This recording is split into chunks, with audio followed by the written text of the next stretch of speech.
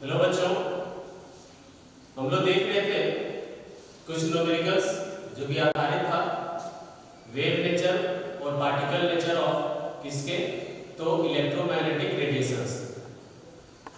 हम लोगों ने जो अंतिम टॉपिक देखा हुआ था न्यूमेरिकल्स के पहले, वह था limitations of Bohr's atomic model, जिसमें एक लिमिटेशन यह भी था कि यह डी ब्रोगली के द्वारा, एक साइंटिस्ट का नाम है डी ब्रोगली के द्वारा एक्सप्लेन किया गया था डुअल नेचर ऑफ इलेक्ट्रॉन, कि इलेक्ट्रॉन जो पार्टिकल है वह भी दो नेचर का होता है, चाहे वह वेव नेचर भी रखता है और वह पार्टिकल नेचर भी रखता है इलेक्ट्रॉन, जो कि नील्स बोर के द्वारा अपने एटॉमिक मॉडल में एक्सप्लेन नहीं किया गया था।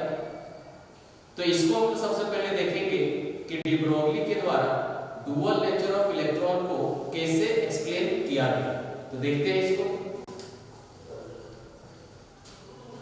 नाम होगा डुअल नेचर ऑफ मैटर और लाइट, या तो इसी को बोलते हैं हम लोग de Broglie relationship. De Broglie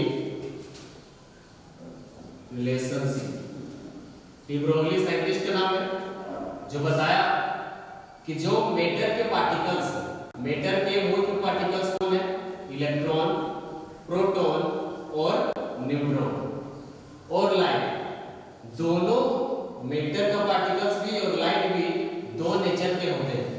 wave nature भी शो करता है और पार्टिकल नेचर भी शो करता है। चूंकि बताया गया डी ब्रोगली के द्वारा एक डेरिवेशन के तौर पर रिलेशन बताया गया, इसलिए इसको डी ब्रोगली रिलेशनशिप के नाम से जाना जाता है। अब इसमें क्या क्या है इसको समझते हैं। आइंस्टीन के द्वारा, according to Einstein, according to Einstein, Einstein के द्वारा लाइट के वेव फॉर्म में, या तो लाइट का एक फॉर्मूला बताया गया, E बराबर mc², energy of light. Einstein के द्वारा लाइट की एनर्जी का फॉर्मूला बताया गया E mc², के लोअर क्लासेस में पढ़े होंगे यह फॉर्मूला, जहां पर m इंडिकेट कर रहा है वेयर, m इंडिकेट कर रहा है क्या, तो मास ऑफ लाइट को, जो भी लाइट होगा। उसके बाद c इंडिकेट कर रहा है speed of light, speed of light को। E क्या इंडिकेट कर रहा है, एनर्जी, एनर्जी ऑफ लाइट। और यहां पर जो मास लिखे हो, मास ऑफ लाइट का पार्टिकल्स, लाइट जिन जिन पार्टिकल से मिलकर बना है उसके पार्टिकल्स के मास को इंडिकेट कर रहा है, c इंडिकेट कर रहा है स्पीड ऑफ लाइट की, E इंडिकेट कर रहा है एनर्जी ऑफ लाइट की। यानी कि इस इक्वेशन जो है, यह इक्वेशन एनर्जी ऑफ लाइट किस फॉर्म में है, पार्टिकल नेचर के फॉर्म में इसका फॉर्मूला दिया गया आइंस्टाइन के द्वारा। उसके बाद हम लोगों ने देखा हुआ था Planck's quantum theory.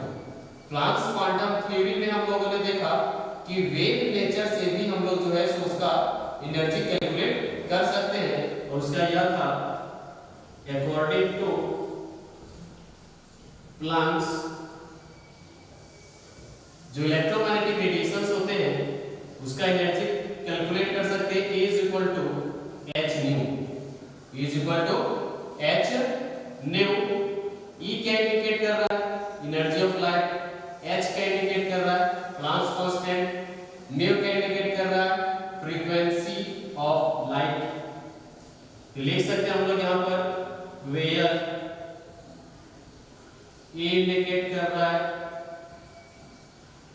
Energy of electromagnetic radiation, H का कांस्टेंट को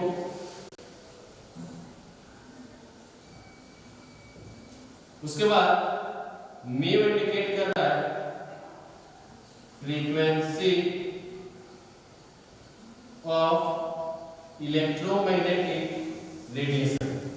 यह है दो इक्वेशन, एक बताया गया आइंस्टाइन के द्वारा लाइट की एनर्जी का, रेडिएशन की एनर्जी का फॉर्मूला, और एक बताया गया था प्लांक्स के द्वारा कि इलेक्ट्रोमैग्नेटिक रेडिएशंस का एनर्जी भी कैलकुलेट कर सकते हैं इस फॉर्मूला से, E = h। अब देखोगे दोनों इक्वेशन 1 और 2 में तो पाओगे कि लेफ्ट हैंड साइड यह भी ये है एनर्जी, यह भी है एनर्जी, तो दोनों इक्वेशन को अगर लेफ्ट हैंड साइड बराबर है तो राइट हैंड साइड को हम लोग इजीली से बराबर कर सकते हैं। तो इसको लिए हम लोग लिखेंगे from equation 1 and 2, from equation 1 and 2 we get, हम लोग को प्राप्त होता है, क्या प्राप्त होता है? तो इक्वेशन 1 में हम लोगों ने देखा कि E बराबर mc² था, तो mc², और इक्वेशन 2 में देखा E = h न्यू, जो कि दोनों E के बराबर था, लेफ्ट हैंड साइड बराबर था, तो राइट हैंड साइड बराबर हो जाएगा। तो हम लोग को एक फॉर्मूला प्राप्त होगा mc² = h न्यू। कुछ इस तरह से इसको हम लोग फर्दर लिख सकते हैं, क्या लिख सकते हैं कि h new mc² h new है।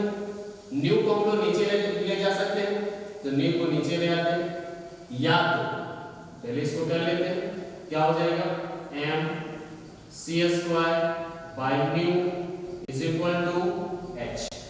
कुछ इस तरह से अब हम लोग mc² को इसमें तोड़ सकते हैं, किसमें तोड़ सकते हैं कि m × c × c, c को इंटू कर देंगे दोनों से स्क्वायर हो जाएगा, बाय न्यू = लैम्डा, यह हो जाएगा आपका mc × c / न्यू = लैम्डा। कुछ इस तरह से अब हम लोगों ने एक फॉर्मूला पढ़ा हुआ है, as we know that, जैसा कि हम लोग जानते हैं, as we know that new = होता है c/λ। कुछ इस तरह से न्यू = होता है c/λ। तो अगर हम लोग न्यू को यहाँ पर ले जाए और लैम्डा को यहाँ पर ले, तो क्या फॉर्मूला प्राप्त होगा कि लैम्डा = c/न्यू। कुछ इस तरह से अगर इस तरह से हम लोग को प्राप्त होता है, अच्छा यहाँ पर जो है सो लैम्डा ना होकर ध्यान दोगे तो h ही होता, h यहाँ से आएगा। अब जो है से इस फॉर्मूला में हम लोग को क्या प्राप्त हो जाएगा कि लैम्डा = c/न्यू। और अगर ध्यान से देखोगे इस फॉर्मूला में हम लोग कैलकुलेट किए हैं कि c/न्यू आया, तो इस जगह पर हम लोग क्या कर सकते हैं, यहाँ का वैल्यू लैम्डा का वैल्यू तो लिख सकते हैं हम लोग, इसको इक्वेशन मान लेते हैं थर्ड। तो putting the value of lambda in equation 3, equation 3 में लैम्डा का वैल्यू को रखने पर, तो लैम्डा का वैल्यू c/न्यू है, यहाँ पर क्या है लैम्डा, यहाँ पर लैम्डा हो जाएगा, तो क्या प्राप्त हो जाएगा, इसलिए क्या हो जाएगा mc * यहाँ पर हो जाएगा सिर्फ लैम्डा = क्या है h। इस तरह से फिर से हम लोग जानते हैं as we know that, जैसा कि हम लोग जानते हैं मोमेंटम का फॉर्मूला p, मोमेंटम को p से इंडिकेट करते हैं, और यह गुणनफल होता है, मल्टीप्लिकेशन होता है मास इनटू वेलोसिटी का, या तो स्पीड का। और यहाँ पर जो है जो हम लोग mc प्रयोग किए हुए, यहाँ पर c भी क्या इंडिकेट कर रहा है, स्पीड ऑफ लाइट को यानी वेलोसिटी ऑफ लाइट को, और यहाँ पर जो v है यह भी इंडिकेट कर रहा है आपका velocity of light, speed of light को, यानी कि यहाँ पर v को c के टर्म में लिख सकते हैं। तो p = क्या हो जाएगा m × c हो जाएगा। अब p = mc है और यहाँ पर है mc, यानी mc = p पुट कर सकते हैं, जिसको मान लेते हैं इक्वेशन 4। तो इक्वेशन 4 में P का वैल्यू को रखने पर तो लिखेंगे putting the value of MC इन इसमें इक्वेशन 4 में। तो हम लोग को प्राप्त क्या हो जाएगा, MC की जगह पर P रखेंगे, P into lambda is equal to H, कुछ इस तरह से।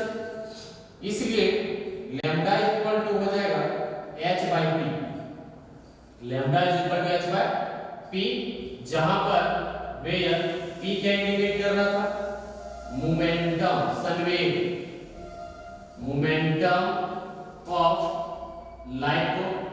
संवेग क्या है, तो संवेग जो है गुणनफल है किसका, मास ऑफ लाइट का, लाइट के पार्टिकल्स का, और स्पीड ऑफ लाइट का। गुणनफल को मोमेंटम कहते हैं, संवेग कहते हैं। तो डी ब्रोगली जो है सो लैम्डा जो वेवलेंथ है वेव का, और momentum P momentum of light particles, यानी कि यह है पार्टिकल नेचर मोमेंटम, और यह है आपका वेवलेंथ वेव का।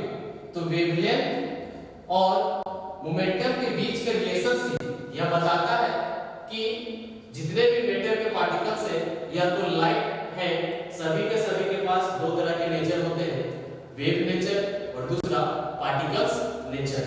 इसलिए इस लैम्डा को चूंकि डी ब्रोगली के द्वारा दिया गया, तो डी ब्रोगली वेवलेंथ के नाम से भी जाना जाता है, डी ब्रोगली वेवलेंथ के नाम से भी जाना जाता है, क्योंकि दिया गया आपका डी ब्रोगली के द्वारा। तो यह था आपका expression relationship between lambda and P, that means संवेग ऑफ लाइट, जो बताता है कि किसी भी मैटर के जो पार्टिकल्स हैं, चाहे वो इलेक्ट्रॉन हो, प्रोटॉन हो, न्यूट्रॉन हो, या तो जो आपका क्या लाइट है, वह दो तरह के नेचर के होते हैं, वेव नेचर के भी और पार्टिकल नेचर के भी। और इससे एग्जाम में क्वेश्चन पूछा ही जाता है कि lambda is equal to formula क्या होगा, h बाय p होगा, या तो p का वैल्यू जो है सो पुट करके दिया रहेगा, तो p बराबर जानते हैं क्या होता है, mc होता है, तो lambda is equal to h by mc भी लिख सकते हैं, है ना। तो यह था आपका dual nature of matter and light.